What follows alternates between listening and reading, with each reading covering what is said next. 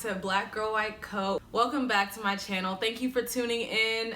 If you're seeing this on the website, thank you for visiting the website. Please take a second and browse. If you're on my YouTube channel, subscribe, like, comment, share it with your friends. Thank you guys for the support and the love, that y'all continue to show me each and every week on Instagram, on my website, in my DMs and via email and all that good stuff. Thank you guys for reaching out to me and for, just staying in touch and staying supportive of BGWC.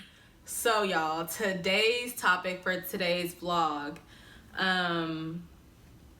is called the hard truth about medical school. Now, I've been wanting to do this topic for a while, but as always, y'all know that I'm all about transparency and being real and keeping it honest. No filter is the way to live. But yeah, so I'm gonna go into this topic, the hard truth about medical school, and I just want to offer a disclaimer just to before I get things going. First of all, these are my opinions based on my personal experiences. I understand that everybody's journey through medical school and getting to medical school is different. And also it makes a big difference about the city that you're in going to medical school. So people might have a different med school experience that are going to school in California versus schools in Texas or schools in Florida or something, just because, the climate, political climate, the type of people and just the vibes are kind of different. So I just want to let you guys know that this is just all about me. Just kidding, but it is all about me because these are based on my experiences and my, my thoughts. So let's get into it. The first thing that really struck me by surprise when I got to medical school is that you slowly but surely learn that not everybody is, here for the same reasons. We all tell our interviewer that we just want to help people. I just love people so much and it pains me to see people sick, and I want to be a doctor so I can change the world and save lives and be like Meredith Grey and Christina Yang. But does everybody really mean that though? It's a little questionable. Once you get to medical school, you see, and honestly the real world as well, no, I feel like this is going to be the case in no matter what field you're in.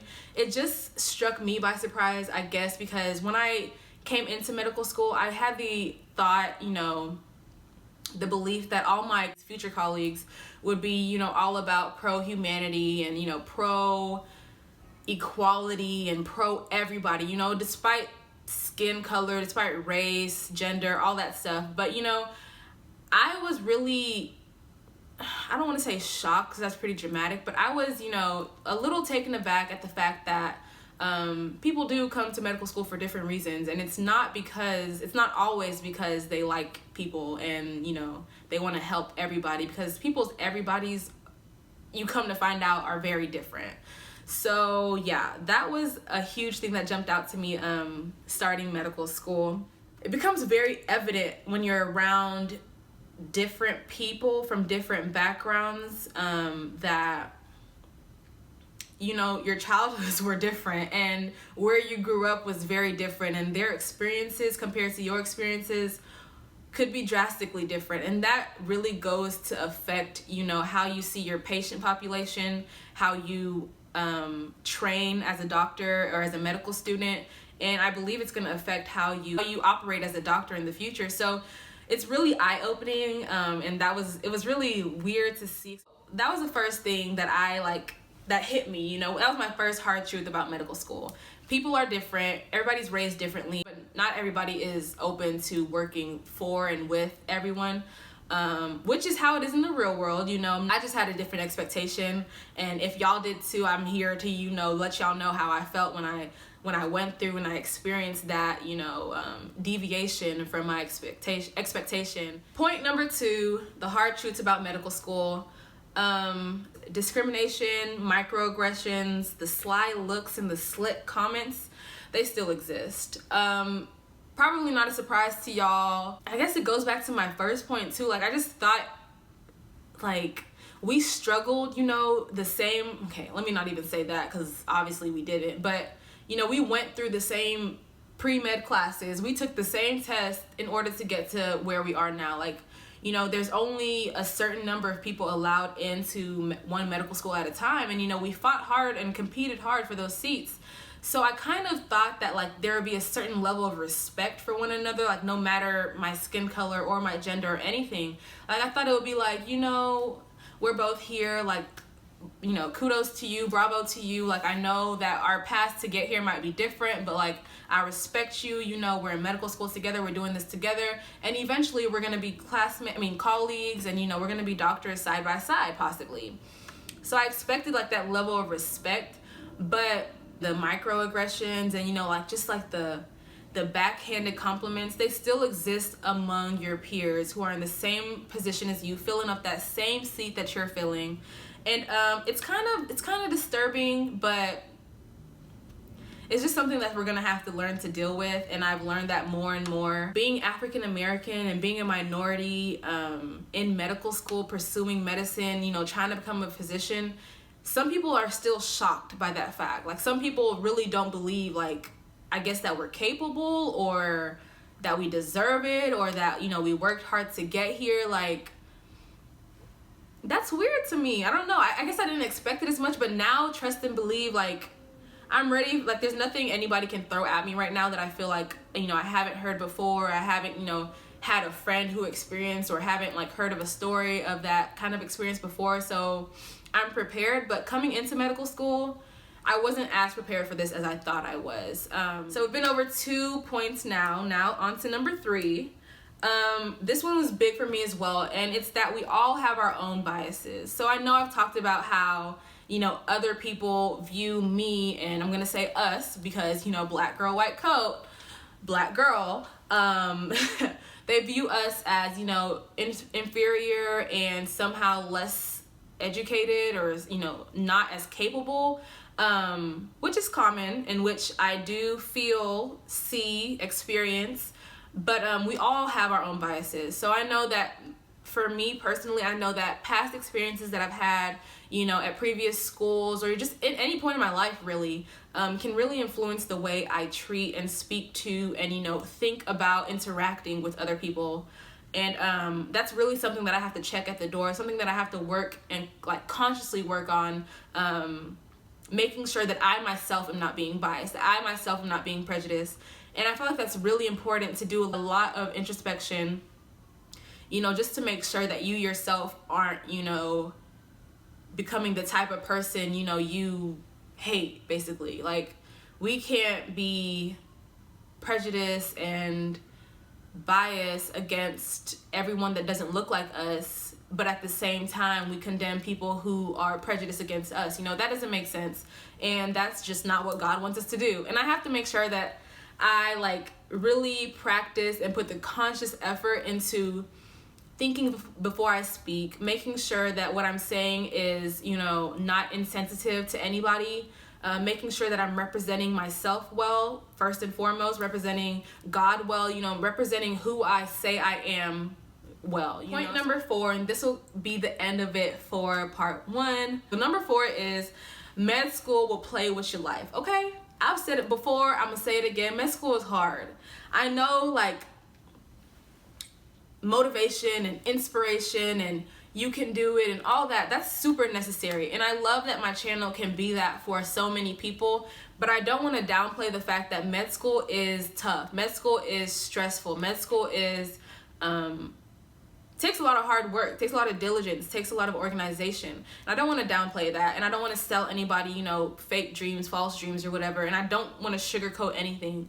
Medical school is challenging, but I believe that if medicine is something that you truly want to pursue and it's really your passion, and becoming a physician is really, you know, your calling, I believe that you can get through it. And I know that all of my classmates are going to get through it, or will get through it with me. I know I myself will get through it, but there are times where I struggle, and there are times when I just be like, dang, bro, I have people that I went to high school and college with, they out here already working, you know, collecting salary, collecting money, collecting checks, you know, and I'm still in school. I'm like, dang, like,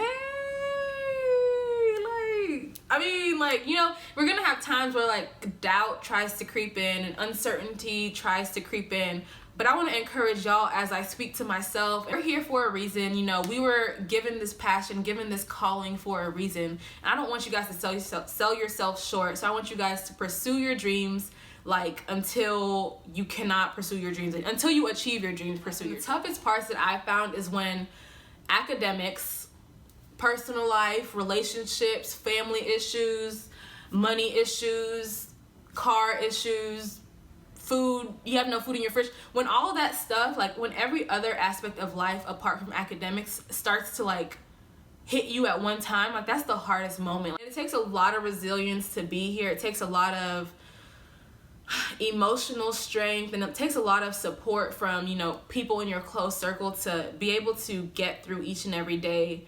And everybody's gonna experience those times when they feel a little bit overwhelmed, you know, like, how am I even gonna get through this? Like, how am I gonna pass this test? How am I gonna do?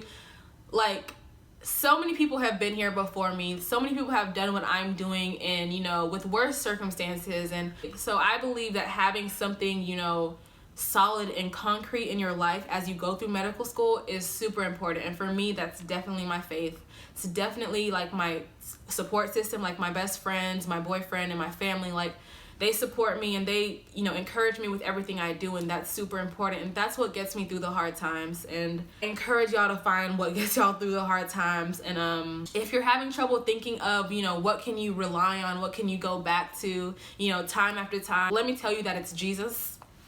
Okay, the answer is found at the cross. My faith has gotten me through times when everything seems like it's crashing, and like everything seems like it's just exploding, and there's a problem in every aspect of my life, and I look this way, try to, you know, escape this way, and I'm like, oh nope, that's gonna bring me more stress. Look this way, can't do that. You know, when things like that happen, and when I'm at my lows, my faith is always something I can turn to. Church is always something I can turn to. The word is always something I can turn to. And I'm not just saying that just to say it, but like, I've lived it, I've experienced it, and I hope it encourages you guys a little bit. But that's number 4. Med school will play with your life, but you can't let it be the end of your life. You can't stay in lows for too long. And that's the thing. You must be able to get up when you fall down. That brings us to the end of part 1 of this vlog. Stay tuned for the drop of the next part. The topic is, if you didn't catch it the first 7 times that I've said it, the hard truth about medical school, y'all. These are things that I experienced, that I lived through, that kind of made me step back a little bit. You know, James Harden. Okay, I'm so ugly. What the heck? These are things that kind of made me, you know, just have a tough reality check when I got to medical school, because like I said, I think I kind of set myself up for this. I had med school built up as this huge, like, awesome experience, kind of. And the truth is that the world and everything that's going on outside, everything you see on the news, it does filter in, and it does get into medical school. It does affect studies, it does affect relationships with other people, and it affects everything, honestly. And there are going to be hard moments in medical school. Medical school is by no sense, no fashion of the word easy. It is tough, it is challenging, but the challenge is so worth it. And I'm only a second year, and I can say that the challenge is worth it. The important thing is that, yes, you're gonna have hard times, yes, you're gonna fall, yes, you're gonna have breakdowns, you're gonna have moments of uncertainty, you're gonna have moments of weakness. The big thing is that you get up from these moments, and you know, you recover, and you pick yourself up again, you dust yourself off and try again. But seriously, stay up. Part 2 coming up.